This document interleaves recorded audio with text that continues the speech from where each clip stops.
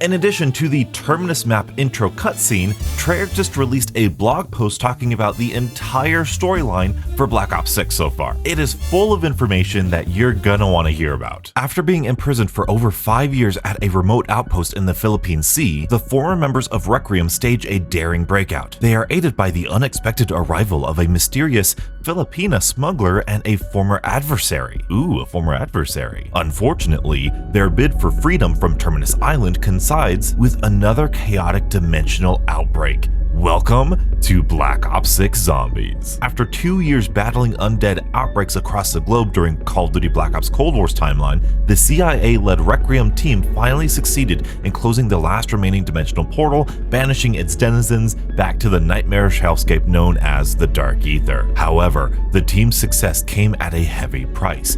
Agent Samantha Maxis sacrificed herself to essentially seal this twisted dimension from the inside. Worse was to follow, as Requiem's senior staff members were unceremoniously arrested on the orders of the project director, finally revealed to be none other than Edward Richtofen. Taking place over half a decade later, Black Ops 6 Zombies continues the Dark Ether storyline, exploring the fortunes of key characters while also delving further into Richtofen's motivations and goals. During the intervening years, former Requiem staff Gregory Weaver, Mackenzie Matt Carver, Elizabeth Gray, Oscar Strauss, and Stoney Maddox, better known by his call sign Raptor 1, have been incarcerated at an outpost known as Terminus, a mysterious garrison located in the Philippine Sea. After being imprisoned for over 5 years, these characters have undergone significant mental and physical changes. As a long-standing veteran of the broader Call of Duty Black Ops storyline, Gregory Weaver is no stranger to the ever-evolving nature of war and conflict, and the gray area it frequently inhabits. Despite the guilt he feels for his perceived failure as the team's commander, he is more determined to confront and expose his former director's duplicity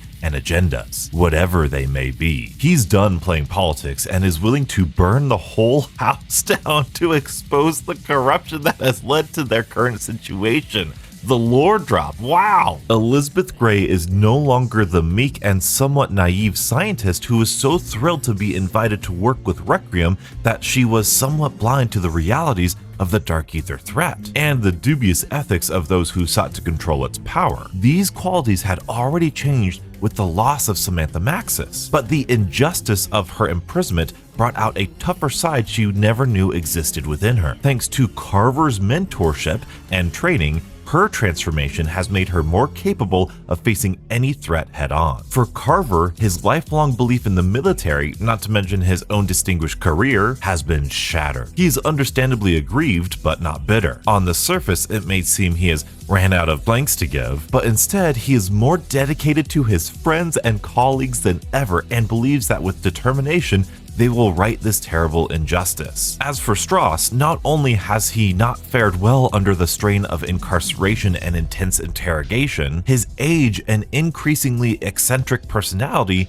means he is deeply reliant on his colleagues, not just for his own physical well-being, but also his sanity. Events take an explosive turn when Maya Aguinaldo, a young Filipina smuggler, arrives on the island in pursuit of her own and very personal agenda, related to the disappearance of her own brother. More significantly for our team, she is accompanied by a familiar but far from welcome face. There are many profanities that could be used to describe Dr. William Peck, but even the most offensive ones would fail to adequately do justice to just how detestable he is in the eyes of our heroes. Even though Aguinaldo and Peck are primarily here to set our heroes free, their arrival coincides with Terminus Island suddenly becoming the epicenter of yet another outbreak. Consequently, suspicions are high. Not only that, but it soon becomes clear that the chaos on Terminus is not the only incursion from the Dark Ether. On the other side of the globe, the West Virginian town of Liberty Falls is also facing its own zombie onslaught. Personal grievances and suspicions aside,